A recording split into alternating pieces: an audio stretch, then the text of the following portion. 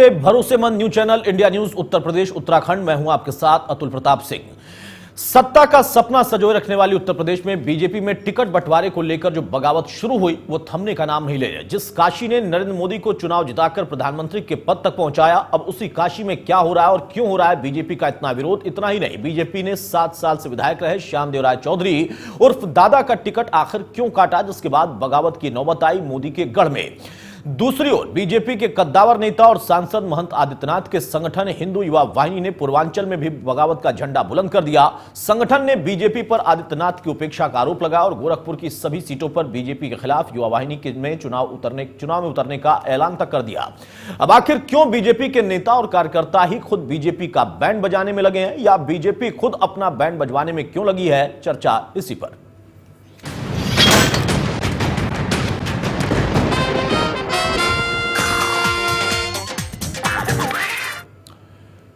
तो विधानसभा चुनाव में टिकट बंटवारे के बाद सियासी पार्टियों में शुरू हुई घमासान की अगर हम बात करें तो टिकटों के ऐलान के बाद सबसे ज्यादा बीजेपी को अपने ही कार्यकर्ताओं नेताओं के विरोध का सामना करना पड़ा। प्रदेश के कई जिलों में कार्यकर्ता खुलेआम पार्टी आलाकमान के खिलाफ झंडा बुलंद कर रहे हैं।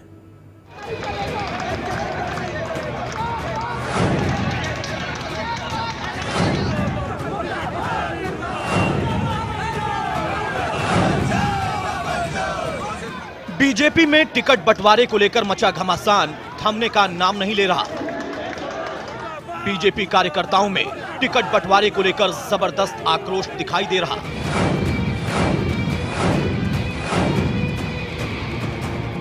यहां तक कि प्रधानमंत्री नरेंद्र मोदी का संसदीय क्षेत्र वाराणसी भी इससे अछूता नहीं है।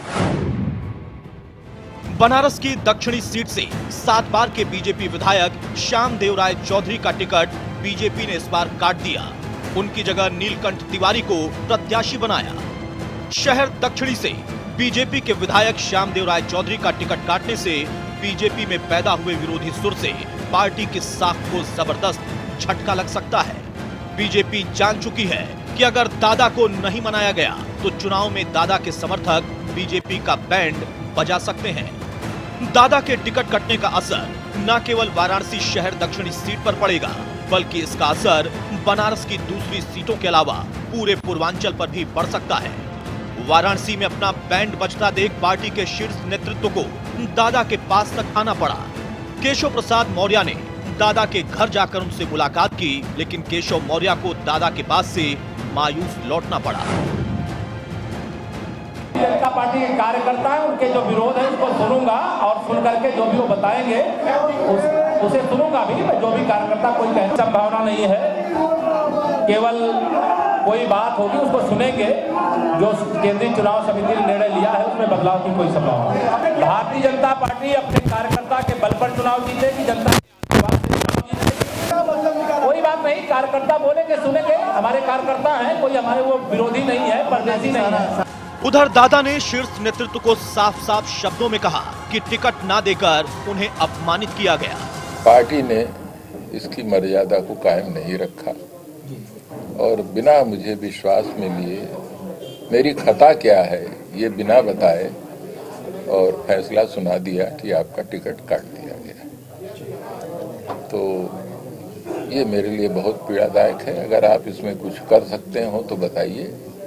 उसके बाद फिर उन्होंने ही कहा कि हम आपके सम्मान की रक्षा करेंगे। मेरा तो यही कहना था कि अगर मुझे विधायक बनने का उतना शौक नहीं है, लेकिन अब चूंकि आपने अपमानित किया है तो आपको उसको फिर रीइंस्टेट करना पड़ेगा। बनारस की शहर दक्षिणी सीट से 7 बार से विधायक हैं श्यामदेव राय चौधरी। बीजेपी विरोधी लहर के समय भी जीतते रहे श्यामदेव राय चौधरी। बनारस में लोग श्यामदेव को प्यार से दादा कहते हैं। दादा ने राजनीति में पार्षद के रूप में एंट्री मारी। एक बार चुनाव में हार के बाद दादा ने कभी पीछे मुड़कर नहीं देखा। जनता की समस्या को दादा ने हमेशा से महत्व दिया। दादा की शालीनता ने ही उनको लोगों में लोकप्रिय बनाया। राम प्रकाश गुप्ता की सरकार में राज्य मंत्री रह चुके हैं दादा।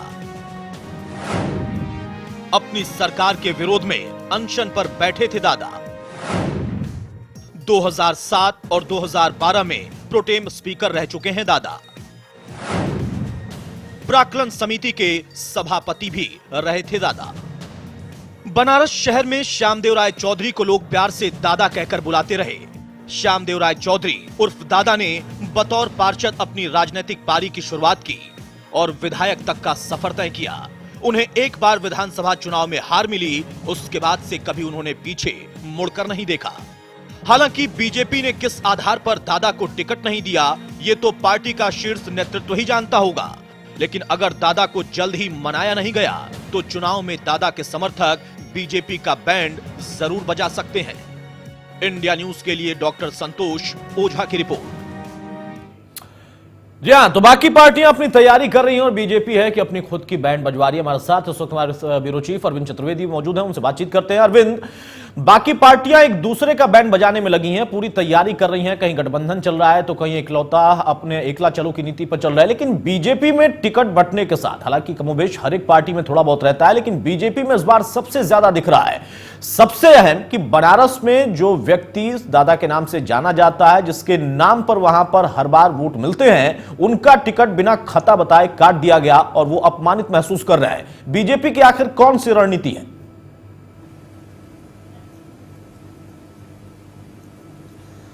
देखिए अतुल, ये तो मेरे लिए भी बता पाना इसलिए बड़ा कठिन इसलिए लग रहा है क्योंकि श्यामदेव राय चौधरी दादा, जो कि वहां से 7 बार लगातार विधायक रहे हैं, उनकी जो छवि है वो साफ सुथरी है। उन्होंने हमेशा जनता के लिए काम किया है। ऐसे में बीजेपी ने क्या आधार बनाया? क्योंकि मुझे जो समझ में आता है, जो जानकारी मिली है, कहा यह जा रहा है कि उनकी उम्र जो है उनके चुनाव में आड़े आ गई और शायद यही कारण था कि वहां से दो प्रमुख लोगों का टिकट काट दिया गया। एक तो श्यामदेव राय चौधरी दादा का टिकट काट दिया गया, दूसरी तरफ दयाशंकर मिश्रा दयालु का टिकट काट दिया गया। ये दोनों लोग महत्वपूर्ण लोग थे शहर दक्षिणी के लिए, बनारस के लिए, क्योंकि पिछली बार जब श्यामदेव राय चौधरी चुनाव लड़ रहे थे तो उनके खिलाफ दयाशंकर मिश्रा दयालु ने कांग्रेस के प्रत्याशी के रूप में चुनाव लड़ने का काम किया था और तकरीबन 40,000 से ऊपर वोट उन्होंने पाया था। तो ये उम्मीद की जा रही थी कि जब प्रधानमंत्री मोदी 2014 में लोकसभा का चुनाव लड़ने के लिए आए थे, उस दौरान उनको जो है दयालु को जो है बीजेपी ज्वाइन कराया गया था और उनको इस आश्वासन के साथ बीजेपी ज्वाइन कराया गया था कि उनको टिकट दिया जाएगा। लेकिन ये टिकट उनको नहीं मिल पाया और दादा को भी नहीं मिल पाया। दादा के लिए जो बड़ी बात थी, ये कहा गया कि उनकी उम्र उसमें आड़े आ रही है, लेकिन जिस तरीके से हमने दादा की बातें सुनी उससे ये लगता है कि दादा काफी भावुक नजर आ रहे हैं। और मैं समझता हूं कि अगर वहां से दादा का टिकट नहीं किया गया तो वहां पे जो सीट है वो बीजेपी के हारने की ज्यादा संभावनाएं हैं।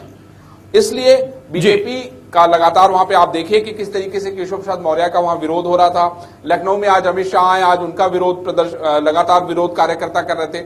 उसके अलावा अमित शाह से जब सवाल पूछा गया, जो पत्रकारों ने आज सवाल पूछा खासतौर पे टिकट बंटवारे को लेके, तो उनका ये कहना था कि भाई देखिए ऐसा है कि ये सिग्नल, ये सिग्निफिकेंट बताता है कि हम लोग चुनाव जीत रहे हैं। मैं समझता हूं कि जो बीजेपी के बड़े नेता हैं उनको इस पर चिंतन करने की जरूरत है, मनन करने की जरूरत है, क्योंकि ग्राउंड रियलिटी को जाने बिना आप इस तथ्य तक नहीं पहुंच सकते कि नहीं चुनाव में आप ही जीत रहे हैं। और बनारस के शहर दक्षिणी की बात को तो मैं गारंटी के साथ इसलिए कह सकता हूं अतुल, क्योंकि मैं वहीं पला हूं, वहीं बड़ा हुआ हूं और श्यामदेव राय चौधरी को मैंने बड़ा नजदीक से देखा है, उनके काम को देखा है। तो मैं इतना जरूर कह सकता हूं कि उनकी छवि जो है वो साफ सुथरी है। और मैं ये भी कह सकता हूं कि उनके ऊपर ऐसा कोई एलिगेशन नहीं है जिसकी वजह से ये कहा जाए कि कुछ खास कारणों से उनका टिकट काट दिया गया। जी हाँ, ये बहुत अहम हो जाता है और जितने लोग जानते हैं श्यामदेव राय चौधरी को, उनके कद को, उनकी छवि को, कि एक छोटी सी भी परेशानी होती है किसी को तो वो अगर पानी भरा हुआ है, सीवर का गंदा पानी है, उसमें भी निकल जाते हैं बिना पैर के, किसी रिक्शे पर बैठकर, किसी की साइकिल बैठकर। लेकिन उस व्यक्ति का टिकट उम्र की वजह से अगर कटा और वो भी उनको बिना बताए, सबसे अहम बात जो खुद दादा ने कही कि मुझे खता भी नहीं बताई, मुझसे बातचीत भी नहीं कही, बता देते तो शायद वो खुद मान जाते, कोई उनको सम्मानजनक स्थिति और दे दी जाती। लेकिन अब मनाने की कवायद शुरू की गई। अरविंद, जिस तरीके से मौर्य पहुंचे वहां पर मनाने के लिए, उसके बाद भी दादा ने कहा कि अपमान किया गया है तो अब इसको किसी तरीके से आप पैचअप करिए, ऐसे मानने की बात नहीं है। अगर ऐसा नहीं हुआ, नहीं मना पाए, तो यह तो तय है कि दादा और उनके समर्थक बैंड बजाएंगे पक्का बीजेपी का वहां पर। अरविंद,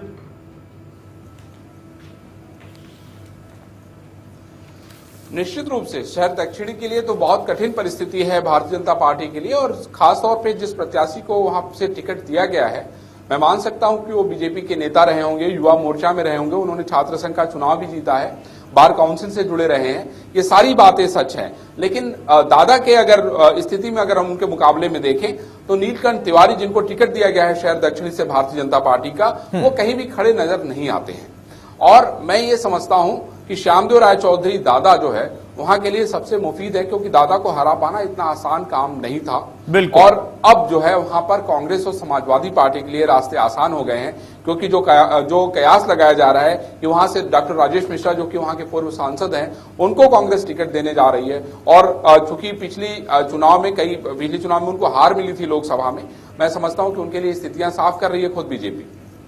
जी हां, तो मुश्किल खुद खड़ी कर रही है बीजेपी। और जैसा आपने बताया अरविंद कि अमित शाह कहते हैं कि हम जीत रहे हैं, ऐसे संकेत मिल रहे हैं, लेकिन जो संकेत अभी हमें दिख रहे हैं और जिस तरीके से संकेत बाकी अन्य जगहों से निकल कर आ रहे हैं, उससे तो लगता है कि वाकई जो शीर्ष नेतृत्व है वो जमीनी हकीकत को नहीं समझ पा रहा। नए चेहरे नई जगह पर वो अलग मसला, लेकिन जहां आपकी सीट पक्की थी और जिस नाम पे पक्की थी, अगर वहां पर भी आपने बदलाव किया है और बदलाव के बाद वहां पर विरोध भी हो रहा, तो शायद इसके संकेत समझने की वाकई शीर्ष नेतृत्व को जरूरत है। बहरहाल हम आगे भी चर्चा जारी रखेंगे एक और बगावत पर, किस तरीके से मुश्किल बीजेपी के लिए कहां और खड़ी हो रही है। एक छोटा सा ब्रेक लेते हैं, जल्द आते हैं।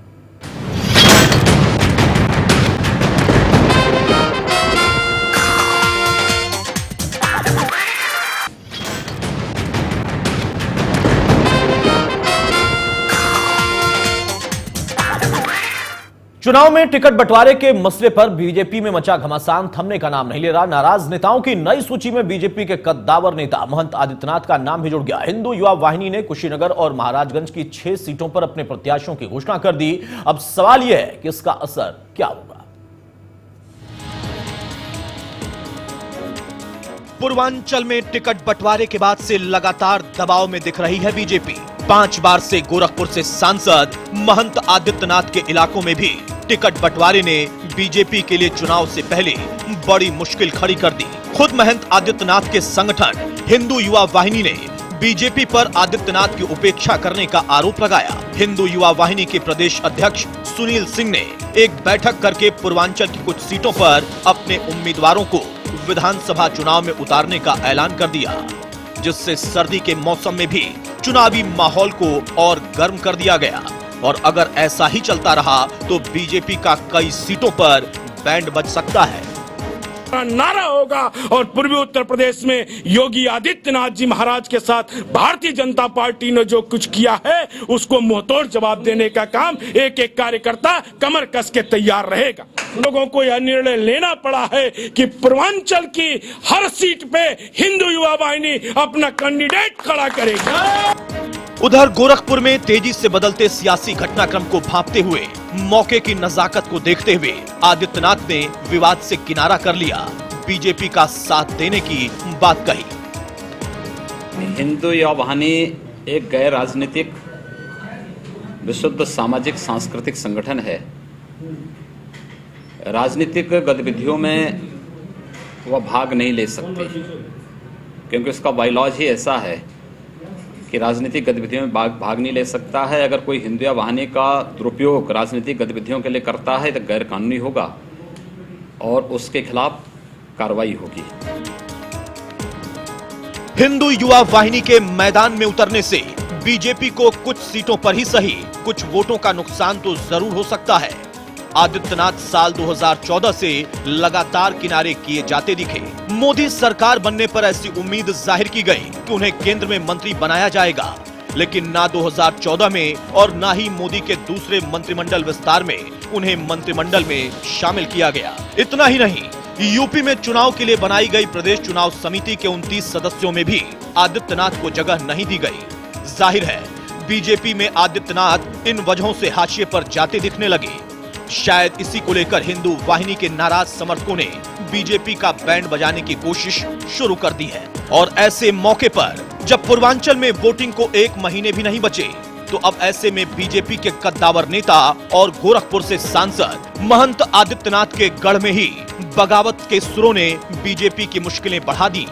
अगर जल्द ही बीजेपी पूर्वांचल में सुलग रही बगावत की भट्टियों को बुझा नहीं पाए तो यह कहना आसान नहीं होगा कि यूपी में सत्ता का सुख चखने के सपने सजोए बीजेपी अपना खुद बैंड बजवाएगी। इंडिया न्यूज के लिए गोरखपुर से सुशील कुमार की रिपोर्ट। चलिए एक बार फिर से हम रुक करते हैं अरविंद का। अरविंद, बहुत संक्षेप में जानना चाहेंगे, महंत के गढ़ में उनके संगठन की नाराजगी तो खुलकर सामने आ गई, इससे बीजेपी का कितना बैंड बजता दिख रहा है?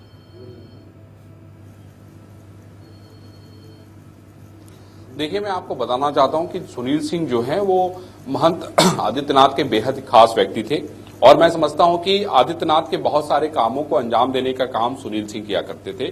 जो भी पॉलिटिकल काम या जो नॉन पॉलिटिकल काम महंत आदित्यनाथ अपना करवाना चाहते थे वो सुनील सिंह के जरिए कराते थे और शायद सुनील सिंह को ये बात एकदम नागवार गुजरी कि बहुत सारे ऐसे लोगों को जब टिकट दे दिया गया जो निश्चित रूप से योगी के संपर्क में थे लेकिन वो उतने खास नहीं कहे जाते थे और जब सारे टिकटों पे घोषणा हो गई तब सुनील सिंह को लगा कि उनका टिकट नहीं घोषित हो पाएगा और उन्होंने इस तरीके से बड़ी बगावत कर दी। और मैं आपको बता दूं कि गोरखपुर और उसके आसपास के जो कुछ जिले हैं उसमें सुनील सिंह की बगावत करने की वजह से निश्चित रूप से उसका बड़ा प्रभाव पड़ेगा क्योंकि सुनील सिंह ही वो व्यक्ति हैं जो महंत आदित्यनाथ के एक एक संपर्क को जानते हैं, एक एक ताकत को जानते हैं और मैं समझता हूं कि अगर सुनील सिंह ने अपनी पूरी ताकत का इस्तेमाल किया तो उससे बीजेपी को नुकसान होगा, आदित्यनाथ को नुकसान होगा। भले ही महंत जी ये कह रहे हैं कि नहीं ये गैर कानूनी है, जिस मंच के तहत वो चुनाव लड़ने की बात कर रहे हैं वो पूरी तरीके से गैर कानूनी है, ऐसा वो नहीं कर सकते हैं और उनके खिलाफ जो है